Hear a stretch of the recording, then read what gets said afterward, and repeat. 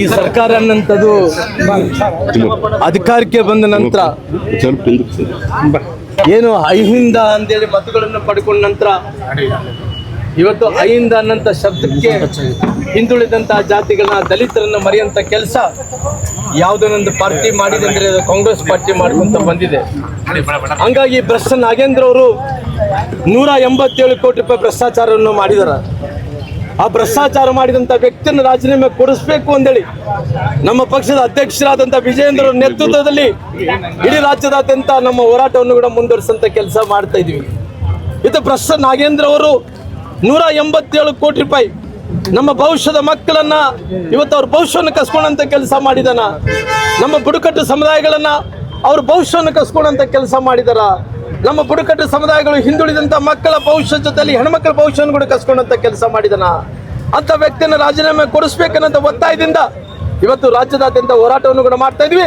ನಾನು ಈ ಸಮುದಾಯದ ವಿರುದ್ಧ ಅಲ್ಲ, ಈ ಸಮುದಾಯದ ವಿರುದ್ಧ ಹೋರಾಟ ಮಾಡ್ತಾ ಇಲ್ಲ. ಆದರೆ ಕಾಂಗ್ರೆಸ್ಸಿನ ಪಾರ್ಟಿ ಭ್ರಷ್ಟ ನಾಗೇಂದ್ರ ವಿರುದ್ಧ ಹೋರಾಟವನ್ನು ಮಾಡ್ತಾ ಇದ್ವಿ. ಅದಕ್ಕೋಸ್ಕರವಾಗಿ ಸದನದಲ್ಲಿ ಕೂಡ ಒಪ್ಪಿಕೊಂಡಿದ್ದಾರ. ನಾವು 187 ಕೋಟಿ ರೂಪಾಯಿ ಭ್ರಷ್ಟಾಚಾರ ಆಗಿದೆ. ಈ ಭ್ರಷ್ಟಾಚಾರ ಮಾಡಿದಂತ ಹಣ ಇವತ್ತು ಕೂಡ ವಾಪಸ್ ನಿಗಮಕ್ಕೆ ಯಾವುದೇ ರೀತಿಯಲ್ಲಿ ಕೂಡ ತಿರುಗಿ ಕಟ್ಟಿಲ್ಲ. ಅದಕ್ಕೋಸ್ಕರವಾಗಿ ನಾನು ವಿನಂತಿಯನ್ನು ಮಾಡ್ತಾ ಇದ್ದೀನಿ, ನಾನು ಸರ್ಕಾರಕ್ಕೆ ಒತ್ತಾಯನ ಮಾಡ್ತಾ ಇದ್ದೀನಿ. ಮುಖ್ಯಮಂತ್ರಿಗಳೇ, ಇವತ್ತು ಭ್ರಷ್ಟಾಚಾರಕ್ಕೆ ತಾವೇನು ಬೆಂಬಲವನ್ನು ಕೊಡುವಂತ ಕೆಲಸ ಮಾಡ್ತಾ ಇದ್ರಿ, ಏನು ಹೇಳ್ತಾ ಇದ್ರಿ? ಎಲ್ಲರ ಮೇಲೆ ಕೇಸ್ಗಳಿದಾವ, ಎಲ್ಲರ ಮೇಲೆ ಕೇಸ್ಗಳಿದಾವ ಅಂದ್ರಿಗಿನ ಅವೆಲ್ಲ ಕೇಸ್ಗಳಿರೋದು ವೈಯಕ್ತಿಕವಾದಂಥ ಕೇಸ್ಗಳು, ಬೇರೆ ಬೇರೆ ರೀತಿ ಕೇಸ್ಗಳು. ಸರ್ಕಾರ ಖಜಾನೆಗೆ ಕೈ ಹಾಕಿದಂತ ಏಕೈಕ ಮಂತ್ರಿ, ಈ ದೇಶಕ್ಕೆ ಸ್ವತಂತ್ರ ಬಂದಂತ ಮೊದಲನೇ ಮಂತ್ರಿ, ಮಾಜಿ ಮಂತ್ರಿಗಳು, ಹಾಲಿ ಮಂತ್ರಿಗಳಂದ್ರೆ ನಾಗೇಂದ್ರ ಅವರು. ಬಹುಶಃ ನಿಮ್ಗೆ ನಾಗೇಂದ್ರ ಅವರೇ ಬೇಕಾಗಿತ್ತ? ಬೇಕಾದ್ರೆ ಈ ನಾಗೇಂದ್ರ ಅವರು ರಾಜೀನಾಮೆಯನ್ನು ಕೊಡಿಸ್ರಿ. ಇನ್ನು 4 ಮಂದಿನ ವಾಲ್ಮೀಕಿ ಸಮುದಾಯಗಳ ಮಂದಿಗಳನ್ನು ಮಂತ್ರಿಗಳಾಗಿ ಮಾಡಿ, ನಮ್ದೇನು ಅಭ್ಯಂತರ ಇಲ್ಲ. ಇಂಥ ಭ್ರಷ್ಟ ಮಂತ್ರಿನ ನೀವು ಅವಕಾಶ ಮಾಡಿಕೊಡ್ತಾ ಇದ್ದೀರಲ್ಲ, ಭ್ರಷ್ಟಾಚಾರಕ್ಕೆ ಇವತ್ತು ನೀವು ಬೆಂಬಲವನ್ನು ಸೂಚಿಸಂತ ಕೆಲಸ ಮಾಡ್ತಾ ಇದ್ರಲ್ಲ. ನೀವು ಮುಖ್ಯಮಂತ್ರಿಗಳಾಗಿ ಘನತೆ ಗೌರವದಿಂದ ನೀವು ಯಾವುದನ್ನು ಹೇಳಿಕೆಗಳನ್ನು ಕೊಡುವಂಥ ಟೈಮಲ್ಲಿ ಈ ರಾಜ್ಯದ ಜನರು ಸೂಕ್ಷ್ಮದಿಂದ ಗಮನಿಸ್ತಾ ಇದ್ದಾರ. ಆ ರೀತಿಯಲ್ಲಿ ಸೂಕ್ಷ್ಮವಾದಂಥ ಹೇಳಿಕೆಗಳನ್ನು ಕೊಡಬೇಕಾಯ್ತು.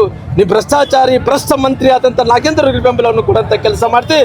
ಸದನದಲ್ಲಿ ಇವತ್ತು ವಿಜಯೇಂದ್ರ ಅವರು, ಅಶೋಕ್ ಅನ್ನೋರು, ಚಲವಾದಿ ನಾರಾಯಣ ಸ್ವಾಮಣ್ಣವರು ಎಲ್ಲರೂ ಕೂಡ ಸದನದಲ್ಲಿ ಒಳಗಡೆ ಹೋರಾಟ ಮಾಡ್ತಾ ಇದ್ರ. ನಮ್ಮ ಅಧ್ಯಕ್ಷರಾದಂಥ ಅನಿಲ್ ನಾಯ್ಡು, ನಮ್ಮ ಓಬಳೇಶ್ನವರು, ಫಕೀರಪ್ಪನವರು, ಸೋಮಲಿಂಗಪ್ಪನವರು, ನಾವೆಲ್ಲರೂ ಕೂಡ ಸೇರಿ ಇವತ್ತು ಸದನದ ಹೊರಗಡೆ ಕೂಡ ಹೋರಾಟವನ್ನು ಮಾಡೋಂಥ ಕೆಲಸ ಮಾಡಿದ್ವಿ. ಎಲ್ಲಿ ತನಕ ಕೂಡ ರಾಜೀನಾಮೆಯನ್ನು ಕೊಡಲು ಮುಂದಿನ ಹೋರಾಟವನ್ನು ಮುಂದೆ ರೂಪುರೇಷೆಗಳು ನಮ್ಮ ಅಧ್ಯಕ್ಷರು ನೋಡ್ತಾರೆ. ನಮ್ಮ ಅಧ್ಯಕ್ಷರು ಅದ್ರ ಬಗ್ಗೆ ಮಾತಾಡ್ತಾರ್ರಿ. ನಮ್ಮ ಅಧ್ಯಕ್ಷರಾದಂಥ ರಾಜ್ಯಾಧ್ಯಕ್ಷರಾದ ವಿಜಯೇಂದ್ರ ಅವರು ಅದ್ರ ಬಗ್ಗೆ ಮಾತಾಡುವಂತ ಕೆಲಸ ಆಗುತ್ತೆ. ಸರ್, ಇಲ್ಲಿ ಪ್ರತಿಭಟನೆ ಇದೆಯನ್ನ ಅನಿರ್ದಿಷ್ಟನ ಅಥವಾ ಸಾಂಕೇತಿಕ? ಇದು ಬಹುಶಃ ಸಾಂಕೇತಿಕವಾಗಿ ಅಹೋರಾತ್ರಿ ಕೊಟ್ಟಿದ್ದಾರಂತೆ. 2-3 ದಿನದಲ್ಲಿ ರೂಪರೇಷೆಗಳು ಅದ್ರ ಬಗ್ಗೆ ಕ್ಲಾರಿಟಿಯಾಗಿ ನಮ್ಮ ಅಧ್ಯಕ್ಷರು ಮಾತಾಡ್ತಾರೆ.